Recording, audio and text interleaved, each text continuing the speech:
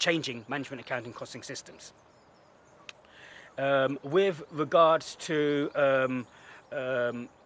whether there was centralization or decentralization, with decentralization, according to Libby and Waterhouse, there was no effect on MAC. So even though the company was decentralized in the Canadian firms, there was no impact in terms of the management accounting costing systems changes.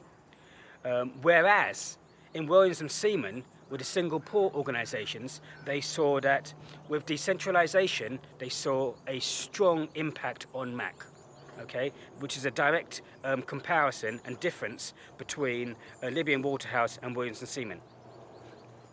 And then as regards to size and structure, because remember size and structure, they saw a positive relationship between size and structure and MAC as regards to Libby and Waterhouse. Whereas Williams and Seaman, with the single port organisations, didn't have any effect on MAC. The size and structure of the organisations in Singapore didn't have any effect. So here we've seen that the capacity to learn between Libby and Waterhouse and Siemens was the same. There was a moderate relationship in terms of tense competition, whereas in the single port companies in Williams and Seaman, there was no impact on MAC. Whereas in Libby and Waterhouse, as regards to decentralization, there was a strong positive relationship, whereas the single port companies, there was no relationship and effect on MAC. And the size and structure has in terms of Libby and Waterhouse, the Canadian organizations had a strong impact on MAC, whereas Williams and Seaman and the companies in Singapore had no impact on MAC, management accounting and costing systems. But the question says how? How did it affect these organizations? Well, in both Libby and Waterhouse 1996 and Williams and Seaman 2001, from both companies in Canada and Singapore, both these organizations in these two different countries had an effect in terms of, specifically, we talked about the 5 different areas that Nelson and Ulena looked at in terms of management accounting costing systems, which was planning, costing, directing, controlling and decision making. So with Libby and Waterhouse 1996 and Williams and Seaman 2001, both these companies affected MAC in terms of changing the controlling and decision making. So with Libby and Waterhouse and Williams and Seaman, in these organizations in Canada and Singapore, it changed the management accounting systems in not all 5 areas.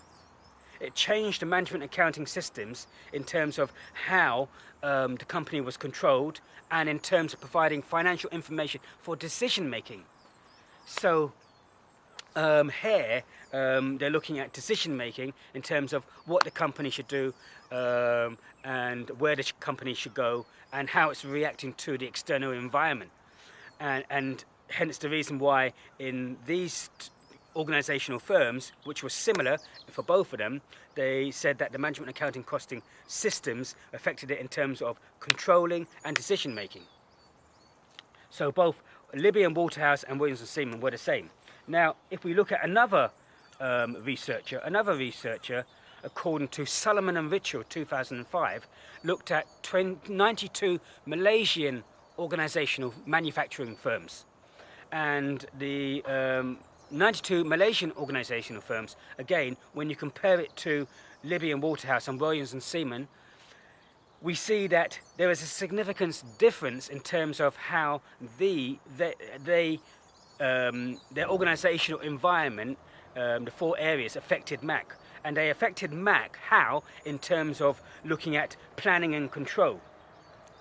So again, the planning and control differed slightly to Williams and Seaman and Libby and Waterhouse, because Libby and Waterhouse looked at planning and controlling. So even though both organizational firms in Malaysia compared to the ones in Singapore and organizational firms in Canada looked at how the organization should be controlled, the firms in Malaysia were more focused on planning, whereas the organizational firms in Canada and Singapore were more focused on changing management accounting costing systems in terms of controlling and decision making. So they overlapped in controlling, but they differed in terms of planning and decision making.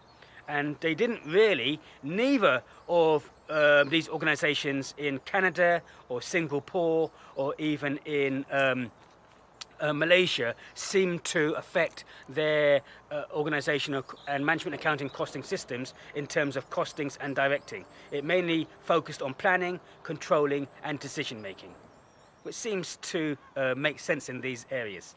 So when we go back to the question and we're saying to ourselves, compare, so how organizations are adapting management accounting systems to financial problems. So the first thing I would do in terms of answering this question is to briefly outline what organizations are. Briefly outline that if you wanted to use the paper by Nelson and Ulena 2008, state that you're going to use this paper to answer this question. This obviously depends on the case study and how your college wants you to answer this question as well. Then I would talk about financial problems in terms of net profit percentage margins or gross profit percentage margins, but really mention Nelson and Ulena management accounting systems and the way they look at the financial problems being affected by 5 different areas. So these different areas, as we've said, 4 different areas, being the external environment, competitive strategy, organisation, size and structure, and technology, because it's the external factors that's going to affect the competitiveness and the ratio analysis of your different company. So mention the causes of the financial problems, because the financial problems will exist because of something else. And then you may want to talk about the different management and accounting costing systems outlined by Nelson and Ulena, that they state that there were 28, but they subdivide this into the 5 different areas, which you've touched upon in P1 and P2.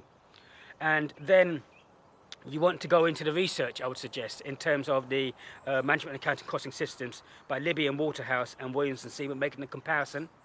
And then how, because remember the question says how, it relates to controlling and decision making, and compare it to and make a comparison to Salomon and Mitchell 2005 to the 92 Malaysian organizations who the organization change to MAC, Management Accounting Costing Systems, was mainly focused on changing planning and control, which overlapped in terms of controlling but differed in terms of decision making.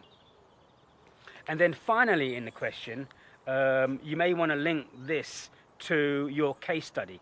So each college will give you a case study to work from, and in this case it might be Apple in the case of one college that I know. So if you're looking at Apple, then you need to bring in some information about Apple. The operating costs are a percentage of sales, and these have decreased despite increasing R&D and Apple costs, retail costs. Apple are known for their efficient cost management systems. In 2011, the S&G in their account was 7%. So the sales growth and costs of Apple in 2011 was 7%, and in 2010 it was 8%. So even though Apple have increased their costs in terms of new costs into research and development, into software development, into hardware development, into opening up new stores, their overall costs have increased. They've become more efficient. They've become more efficient because they have reduced their overall costing percentages from 8% to 7%. So it's a huge percentage change, taking into consideration that their overall costs are going up. So they must be becoming more efficient. And in order to allow Apple to become more efficient and more effective in their processes and their practices, they must be doing something to their management, accounting and costing systems to allow them to make these changes. You may want to mention various things about Apple, and that Apple focus on the cost management, and Apple is a cost management company with a profit center. Every person is responsible for specific accountability, with DRIs, direct responsibility. So in order to monitor this, you need the appropriate management accounting systems to monitor how well each individual is actually doing and achieving their objectives or not. Apple have efficient cost managements, cost efficient and profit centers for Apple. They have, and their staff turnover is very low. Their staff turnover is very low, even though there is huge pressure on staff to actually perform. So this is a good thing for Apple. But how do they do all this? Their management is focused on controlling the company and planning. So when we look at this, you need to kind of tie all this in and then say to yourself, well, how has this affected the cost accounting and management systems for Apple? Well, this has affected this for Apple because they're all about controlling and planning. They're all about controlling and planning, similar to Solomon and Mitchell 2005, control and planning. So we can see that Apple's success is maintaining their costs in terms of having the management accounting costing systems for planning and controlling. And a lot of their change is going to happen here. Everything's going to be happening here to manage their costs and manage and plan it all out so that they are more competitive and so that their costs are lower. So even if they increase